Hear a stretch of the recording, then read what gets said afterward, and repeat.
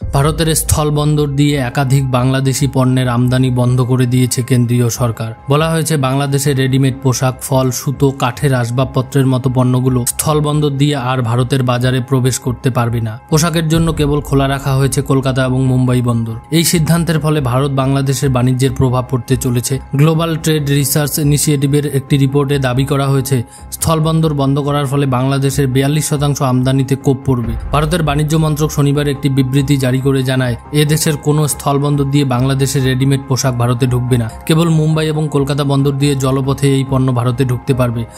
ফলের স্বাদযুক্ত কার্বনেটেড পানীয়, প্রক্রিয়াজাত খাবার, সুতো, তুলো, প্লাস্টিকের পণ্য এবং কাঠের আসবাবপত্র অসম, মেঘালয়, ত্রিপুরা বা মিজোরামের কোনো স্থলবন্দর দিয়ে ভারতে ঢুকতে পারবে না।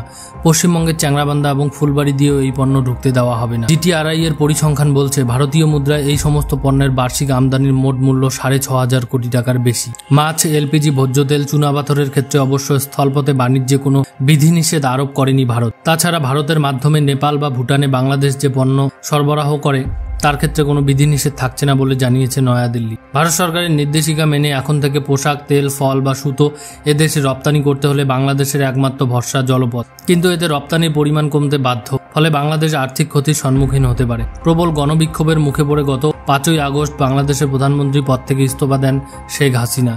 তিনি ভারতে চলে আসেন। তারপর থেকে দেশ চালাচ্ছে অন্তর্বর্তী সরকার, যার প্রধান উপদেষ্টা মোহাম্মদ ইউনূস। হাসিনা সরকারের পতনের পর থেকেই বাংলাদেশের সঙ্গে ভারতের দ্বিপাক্ষিক সম্পর্কের টানাপোড়েন ঘটেছে। অভিযোগ, ইউনূসের আমলে সংখ্যালঘুদের উপর অত্যাচার বেড়ে গিয়েছে বাংলাদেশে। এ নিয়ে ভারত সরকার একাধিকবার উদ্বেগ প্রকাশ করেছে। কিছুদিন আগে ইউনূস চীন সফরে গিয়েছিলেন। সেখানে উত্তর পূর্ব ভারতের রাজ্যগুলো সম্পর্কে বিতর্কিত মন্তব্য করেছিলেন বলে অভিযোগ। চীনের সাথে বাংলাদেশের ঘনিষ্ঠতা বৃদ্ধিও নজর এড়ায়নি। এর মাঝেই সম্প্রতি ভারত থেকে স্থলপথে সুতো আমদানি বন্ধ করে দেয় ঢাকা। তারপরেই নয়াদিল্লির এই সিদ্ধান্ত।